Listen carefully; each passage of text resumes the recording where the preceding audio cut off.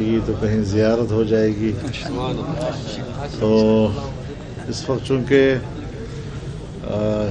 جمعیت علماء اسلام کے کارکن بھی کافی تعداد میں موجود ہیں اور یہاں کے صحافی حضرات بھی تشریف فرما ہیں، تو میرے پاس تو صرف آپ کا شکریہ ادا کرنا ہی ہے کہ آپ نے جس خلوص اور جس محبت کا اظہار کیا ہے، میں اس کے لیے آپ کا ممنون ہوں. اگر صحافی حضرات کے پاس کوئی سوالات ہیں تو بہتر یہی ہوگا کہ آپ اپنے سوالات سے کچھ آغاز کر لیں، لیکن ایسے سوالات کریں کہ جس سے کارکن بھی کچھ سیکھ سکیں، قوم بھی کچھ سیکھ سکے اور کسی تذبذب اور تردد میں نہ پڑ جائیں کسی معاملے میں. میرے خیال میں ضرورت اس امر کی ہے کہ ہم قوم کو ایک صحیح رخ دے سکیں اور ان کو حالات کی صحیح تصویر دکھا سکیں. بہت شکریہ. محمد عمران ڈیلی سچن سے 1947 سے لے کر 1977 تک پاکستان میں اتوار کے روز سرکاری چھٹی ہوا کرتی.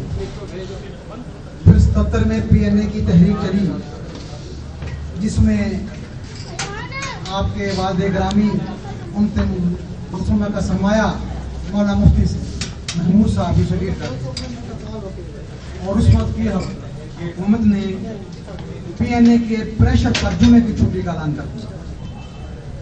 1977 سے لے کر 1997 تک ملک میں جمعے کی چھٹی رہی. 1997 میں اس وقت کے وزیر اعظم نے یہ کہہ کر جمعے کی چھٹی ختم کر دی کہ چونکہ بین الاقوامی طور پر اتوار کو چھٹی ہوتی ہے تو ہمارے زر معاملہ کے ذخائر، ہمارے مالی معاملات ہمیشہ کمزور ہوئی.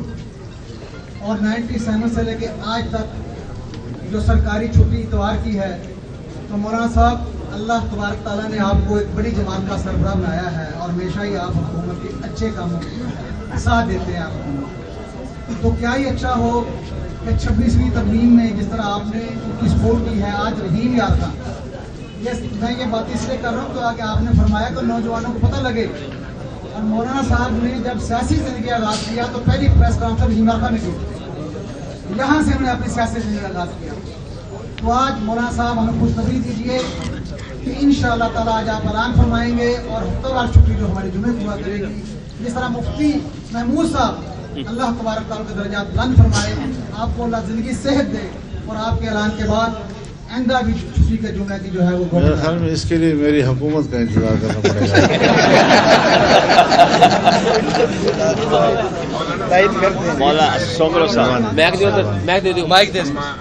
جیسے آپ فرما رہے ہیں کہ آپ بھی چاہ رہے ہیں کہ آپ دیدار بھی کریں، ہمیں بھی آپ کا دیدار ہوا، خوشی ہوئی آپ سے مل کر.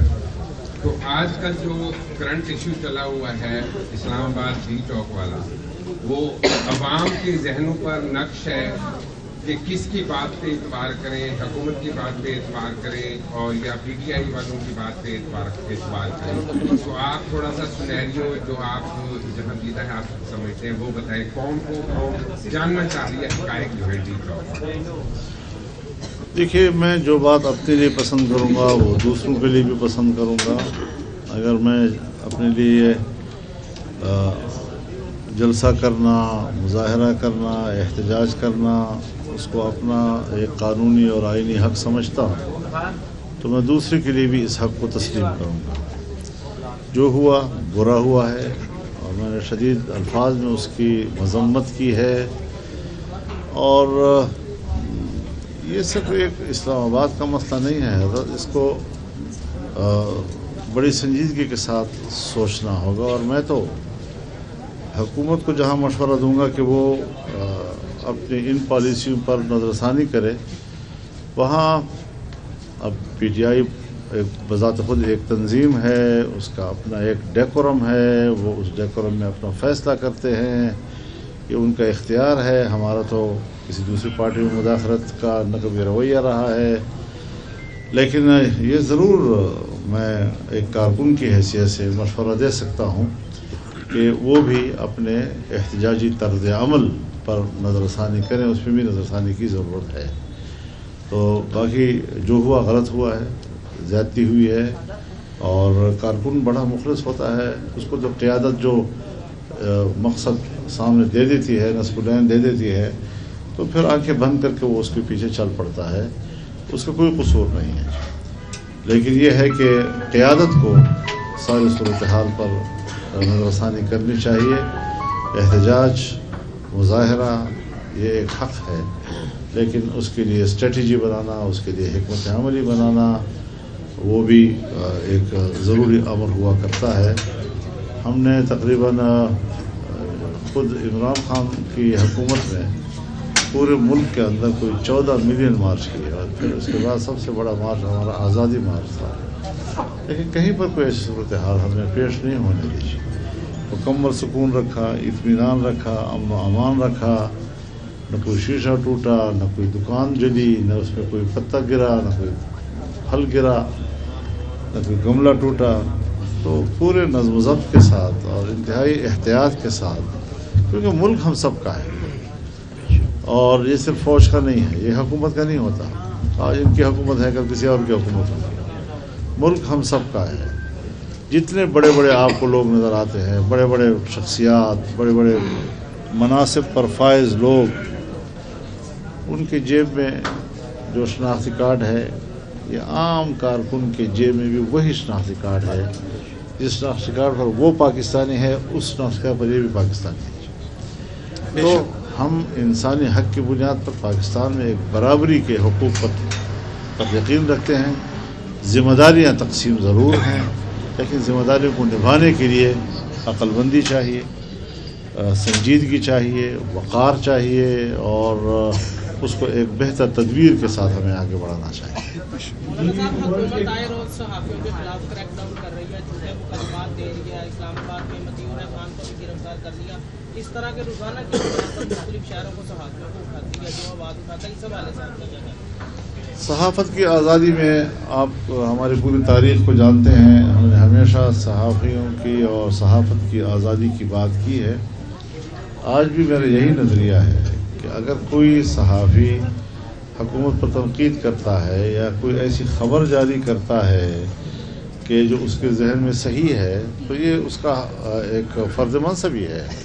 ہاں، یہ کہ اگر حقائق کے خلاف بات کرتا ہے، وہ کوئی خاص اپنی ایک ذہنیت اب اس پر اگر کوئی گورنمنٹ ایکشن لیتی ہے تو اس کا موقع محل بھی ہونا چاہیے. بعض اوقات ٹائمنگ کو بھی دیکھا جاتا ہے کہ جس ٹائمنگ پر آپ ایکشن لے رہے ہیں، کیا وہ واقعی مبنی پر انصاف ہے یا نہیں، مبنی پر حقیقت ہے یا نہیں ہے. تو یہ ساری وہ چیزیں ہیں جس کو ہمیں ان کو اپنے لیول پر دیکھنا چاہیے.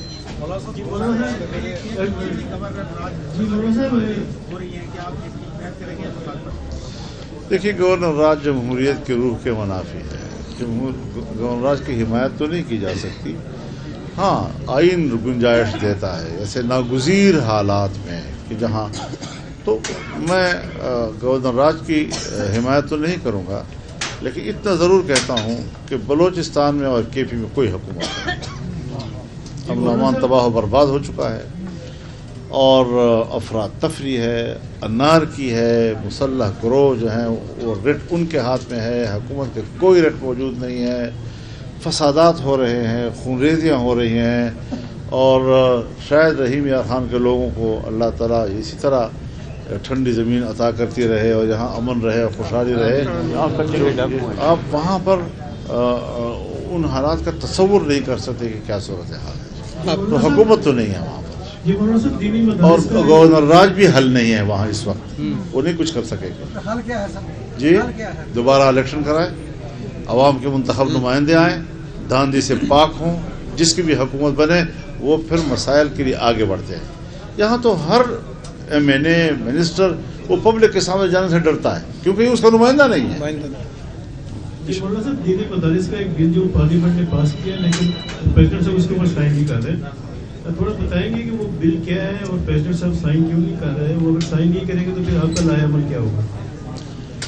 دیکھیے مجھے بڑے افسوس کے ساتھ یہ بات کرنی پڑ رہی ہے کہ دینی مدارس کے رجسٹریشن کا مسئلہ ہے، دینی مدارس کے بینک اکاؤنٹس کا مسئلہ ہے جو ایک زمانے سے بند کر دیا گیا ہے۔ اور طرفہ تماشا یہ ہے کہ بیان دے مارتے ہیں جی کہ اتنے مدارس بغیر رجسٹریشن کے چل رہے ہیں۔ بھائی بغیر رجسٹریشن کے چل نہیں رہے، ان کی درخواستیں آپ کے پاس موجود ہیں، آپ رجسٹریشن کرتے نہیں ہیں ان کی، آپ بیرونی اداروں کے زیر اثر ہیں جو اسلام کی حقیقی تصویر نہیں دیکھنا چاہتے، اور مدارس چونکہ وہ اسلام کی ایک حقیقی تصویر دنیا کے سامنے رکھتے ہیں، قرآن و حدیث کی ترشیحات سند کے ساتھ امت کے سامنے پیش کرتے ہیں۔ یہ جو جدت پسندی کا ایک رواج چل پڑا ہے کہ ہر نئی بات کہہ دو تو لوگوں کے کہتے ہیں سمجھتے ہیں کہ واقعی شاید یہی اس آدمی کو وہی ہو گئی ہے، اس سے پہلے شاید کسی کو علم نہیں تھا اس کا۔ یہ چیزیں جو ہیں یہ گمراہی کی طرف لے جانے کے لیے ہیں، اور مدارس کا خاتمہ مغرب اور امریکہ کی ضرورت ہے، ہمارے مسلمانوں کا یہ مسئلہ نہیں ہے۔ مسلمان مدارس کے ساتھ کھڑے ہیں۔ تو اس بنیاد پر الیکشن سے پہلے جب میاں نواز شریف صاحب کی حکومت بنی تو ہم نے اس وقت ان کے سامنے ایک تجویز رکھی کہ اس مسئلے کو حل کرنا چاہیے، بات پوری ہو جائے۔ تو اس پر ہم نے گفتگو کی، مذاکرات کیے، پی ڈی ایم کی لیڈرشپ کے درمیان مذاکرات ہوئے، یعنی حکومت میں جو لیڈرشپ اس میں پیپلز پارٹی بھی تھی، اس میں تمام پارٹیاں تھیں، اور ایک اتفاق رائے سب کی موجودگی میں ہوا، اسمبلی میں آیا، پیش ہو گیا، اس کے باوجود وہ رک گیا اور نہیں پاس کیا جا سکا۔ کوئی بیچ میں آ گیا ہوگا۔ اب جب دوبارہ یہ 26ویں ترمیم کا ماحول بنا تو ہم نے ان سے کہا کہ ایک بل ہے جس پر اتفاق رائے ہو چکا ہے، اس کو بھی پاس کر دیں۔ تو پاس کر دیا، سینٹ میں پاس ہو گیا، قومی اسمبلی میں پاس ہو گیا، پوری اتفاق رائے کے ساتھ پاس ہوا، اور 26ویں آئینی ترمیم پر بھی دستخط ہو گئے، اور اس ترمیم پر اس ایکٹ پر جو ہے دستخط نہیں ہو رہا ہے۔ اس کے بعد حکومت جو ہے وہ کئی اور ایکٹ لا چکی ہے جو 26ویں ترمیم کی روح کے منافی ہے، جس سے 26ویں ترمیم کی اتنی بڑی پریکٹس کی نفی ہوتی ہے، لیکن اس پر تو فوراً دستخط ہو گئے جو متنازع ہیں، جو پیپلز پارٹی کی نظر میں بھی ٹھیک نہیں ہے۔ اور جس بل کے اوپر 5 گھنٹے ہم نے بلاول ہاؤس کراچی میں مذاکرات کیے، اور اگلے دن ہم نے 5 گھنٹے میاں نواز شریف صاحب کے گھر لاہور میں مذاکرات کیے، اور پھر اس سے اگلے روز میں نے پی ٹی آئی کو سارے صورتحال کے بارے میں اعتماد میں لیا، اس میں یہ بل موجود تھا، اس پر اتفاق رائے ہوا۔ تو جس بل کے اوپر پیپلز پارٹی نے مسلسل اتفاق رائے کیا، صرف وہی رہ گیا ہے کہ جس پر صدر صاحب کہتے ہیں کہ نہیں، اس پر سوالات ہیں، اعتراضات پیدا ہو سکتے ہیں، یہ بدنیتی ہے، اور ہم اس کو سنجیدہ لیں گے، اس پر کوئی مہلت ہم نہیں دے سکیں گے۔ ہم چونکہ حالات میں ملک متحمل نہیں ہے کہ ہم بڑے اضطراب کی طرف جائیں، لیکن اگر بات نہیں بنتی تو پھر پورے ملک کے مدارس، پورے ملک کی جمعیت علماء، پورے ملک کی تنظیمات، یہ سب اکٹھے ہو کر اپنا ایک احتجاج چاہے پوری قوت کے ساتھ ہو اسلام آباد جانے کے لیے، تو ہم نے یہ اندیا دے دیا ہے، اور اس کی حکمت عملی آنے والے حالات پر دیکھتے ہیں کہ حکومت اپنا رویہ تبدیل کرتی ہے یا نہیں۔ تو ہم اس کے لیے بھی ہم نے ہر بات، ہم تو معتدل لوگ ہیں، ہم مذاکرات پر یقین رکھتے ہیں، بات چیت پہ یقین رکھتے ہیں، دلیل پہ یقین رکھتے ہیں۔ جب بات چیت بھی ہو گئی، ہمارے دلائل بھی سنے گئے، ان کے دلائل بھی سنے گئے، ایک اتفاق رائے پر بھی ہم پہنچ گئے، جب ایک دفعہ معاملہ طے ہو گیا، پھر یہ بھی ہم ان کو بتا دینا چاہتے ہیں کہ جب معاملہ طے ہو جاتا ہے تو پھر ہم پیچھے ہٹنے والے لوگ نہیں ہیں۔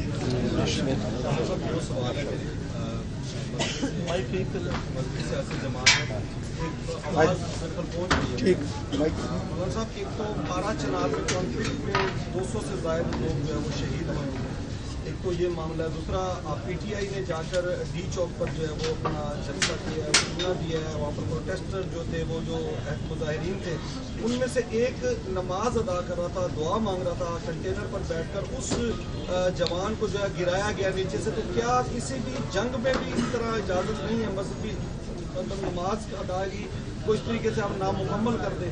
اس پر آپ کیا؟ سب سے بڑا سوال تو یہی ہے نا کہ طاقت کے استعمال میں پھر نہ دین کے لحاظ رہتا ہے نہ اخلاق کا لحاظ رہتا ہے. اور جہاں تک ہے آپ نے کوروم ایجنسی کی بات کی ہے, یقیناً یہ بہت ہی تشویشناک صورتحال ہے. اور میرے پاس شیعہ مکتب فکر کے اکابرین بھی آئے, میرے پاس سنی مکتب فکر کے وہاں کے اکابرین بھی آئے ہیں, میری جماعت بھی آئی ہے, ان سے متعلقہ دوسرے لوگ بھی آئے ہیں. یہ کوئی میرے خیال میں کوئی 20 سال سے زیادہ عرصہ ہو گیا کہ یہ جنگیں وہاں پر جاری ہیں.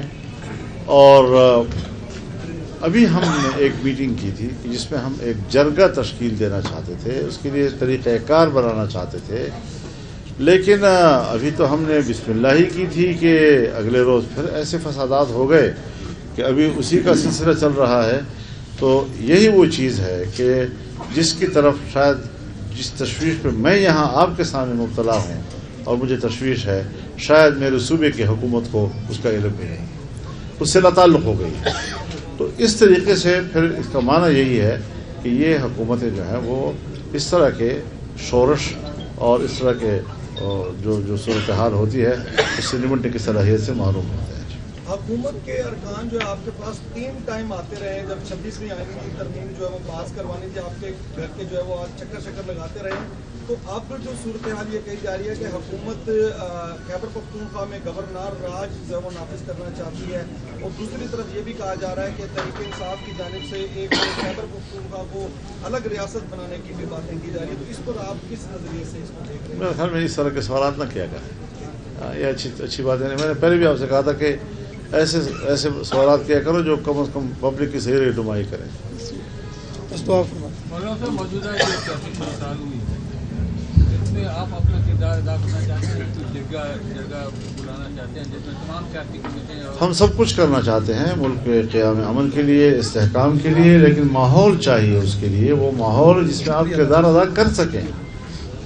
تو میں نے آپ سے ابھی بھی عرض کیا کہ ہم نے آغاز بھی کر لیا تھا, لیکن اب وہ ماحول نہیں بن رہا کہ جس میں ہم مؤثر پیش رفت کر سکیں. لیکن انشاءاللہ جب میں اسلام آباد پہنچوں گا, پشاور جاؤں گا, تو پھر دوبارہ ہم اس حوالے سے اپنی کوششوں کا آغاز کریں گے. آپ کی دعائیں بھی چاہیے ہوں گی تاکہ ہم اس میں کامیاب ہوں. حضرت ایک صرف یہ بتا دیں, اگر قوم آپ سے پوچھنا چاہے کہ اس وقت موجودہ صورتحال میں کون سا آپشن بہتر ہے, قومی حکومت, صدارتی نظام یا دوبارہ الیکشن, تو آپ کی نظر میں کیا آپشن ہے؟ میرے خیال میں جمعیت علماء اسلام کی حکومت ہوگی. سب سے بہتر آپشن یہی ہے. جزاک اللہ. مہربانی. میں بہت شکر گزار ہوں